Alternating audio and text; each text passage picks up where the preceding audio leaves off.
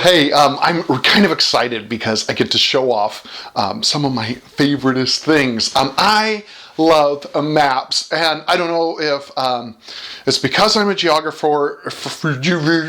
I don't know if it's because I'm a geographer or if it is because I'm a geographer, or the reason that I'm a geographer, whatever it might be, but I've always loved them.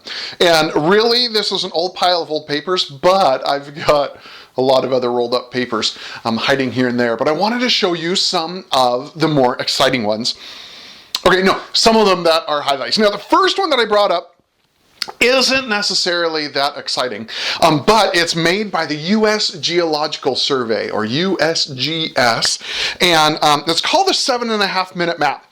And the reason that I like this map as much as I do is because it was one of my first ones.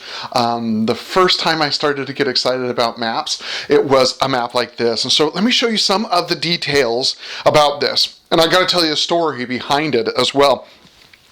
So you'll notice in the lower corner, it does go through and it explains everything that is there. This one, you can tell the little black blob out there that this is from Southern California. So this is Joshua Tree. It's a section in Joshua Tree. And there's a few different maps that the U.S. Geological Survey makes. This is one of the key ones. It's 1 to 24,000. Okay, and it goes through, and we've got all of our roads. There's different symbols, and we're going to be interpreting these guys a lot more as we move forward. But the other thing that's really cool on these is that it shows elevation, and the way that it shows elevation is through these contour lines. And we'll talk about those contour lines more when we get into other maps. But when I was a kid, my dad, he must have gotten it for me, the topographic map for my hometown. Now, Simi Valley, Southern California, that's where I grew up. It's divided into two different maps, right? So there's Santa Susana and Simi Valley, or Simi Valley East, Simi Valley West, depending on when it was produced. So I got the map for like where I lived, but there are adjoining maps.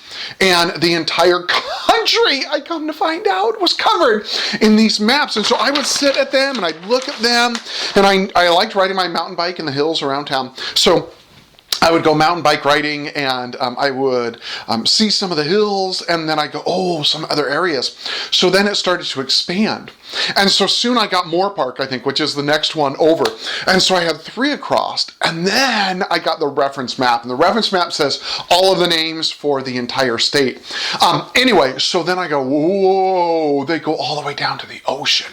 And so, like, in my brain, like, it's going over private property and it's going through a, missile test site and everything else like that. But in my brain, I was thinking, oh, how cool it'd be to, like, either mountain bike or hike from my house to the ocean. That would be really, really cool. So, anyway, these are one of my first one.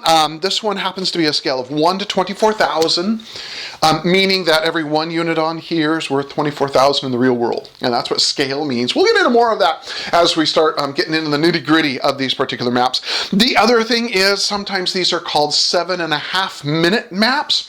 Right? And that's 7.5 minutes. It's degrees and minutes and seconds. Okay, it isn't like it takes 7.5 minutes to get across. But with a degree, right, 360 degrees. We'll need to talk about this when we're looking at latitude and longitude. But anyway, this one is 7.5 minutes wide and 7.5 minutes high. Okay, the next map was recently given to me, but it's ancient. And it's an old irrigation map of San Joaquin Valley. And so it goes through, and it will show us different areas where irrigation is being done through rivers and other things like that. And so we have our little legend over here to the side. And what does it say?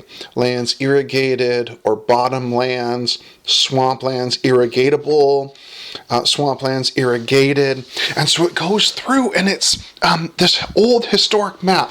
1886. That's an old map. And here I've just been having it sit on the floor for the last few days. Anyway, this map I just think is fascinating. I love the way that they do the hills. It's a different way of showing elevation. It's kind of the old school way before they started to use contour lines. And it's great. So anyway, this is a region near Fresno, I believe. No. Yes, south of there. we might actually, yeah, here's Tejon Range. So we're in the very southern part of the San Joaquin Valley with this particular guy. We've got Tulare Lake right up in through there, and it's just the coolest thing, right? So that's another thing that I love about these maps, right? So we're able to explore without going anywhere, and we really get this historical context. Okay, they keep trying to roll up on me, so we'll set this guy aside, and since it's from the 1800s, we'll try to be a little bit nice. This next map that I have is made by made by National Geographic. And kind of some funny stories. This isn't one of them, but my grandma, we never got National Geographic magazine when I was growing up. My grandma did, and so I would ask her for them, I think. But I'd go in, and they used to, almost every National Geographic, they'd have like a little map or poster inset. And so I would go and I would get those. Now, later, as I started to understand maps a little bit better, I realized how beautiful National Geographic does a job. So there's a few things I love about these guys. This one happens to be of Europe, although all of their maps look the same, which is a great thing. Why is it a great thing? It's a great thing because there's this standardization. And when I say they look the same, I'm going to try to bring this camera as close as I can. You can see here on France or on Spain that there's like these two colors that they use. They have the darker color and then they have the lighter color. And all of the different regions are in those particular colors. Now, colors are a fascinating thing when we start looking at maps. We'll talk about those, right? Coincidence that they put the USSR in pink? I don't know. They're very in touch with their feelings. Like paint blankets and stuff. Anyway, Norway is going to be in green. Anyway, so we don't need to go there. Oh no. England's in pink too. Good, so they love that. The other thing that I love about their maps is the typeface that they use. They have this standardized typeface. So when they're doing countries or main areas, right, it's going to be in all capitals, but they use the same one for cities where it's capital and then lowercase. Then they have some where it's in bold and some where it isn't. They use almost the same typeface for rivers, if I can find any, but they do it in italics. And so all of their maps follow this beautiful job of following this standard, and also of graphic art, right? So graphic artists kind of have some standards that they follow, right? No more than two typefaces, but then you can mess with it and change colors and everything else that you want. So anyway, they're beautiful. They really do a really, really nice job there. And I grew up, I'm stealing them from my grandma and grandpa. Right? This next one is fun. It's hard for me to even tell where it is because it's in a different language. Wait, no, it's not. Just the title is in a different language, Afghanistan. I had a student who is a vet, and he gave me one of the maps, which is pretty cool. Now, these maps, not made by the U.S. Geological Survey. These guys have a map scale, and see if we can get this guy to come into range. Good, it's going to be a 1 to 50,000. Now, the layout is very similar to what we see for our U.S. Geological Survey maps. The other thing, though, that we see are the grid marks, and those grids are similar, not identical, but similar to the Universal Transverse Mercator, or UTM grids that we use in the civilian world. It's got the little legend down there at the bottom. We've got the slope guide. We've got our contour, or our scale bars that are going through there.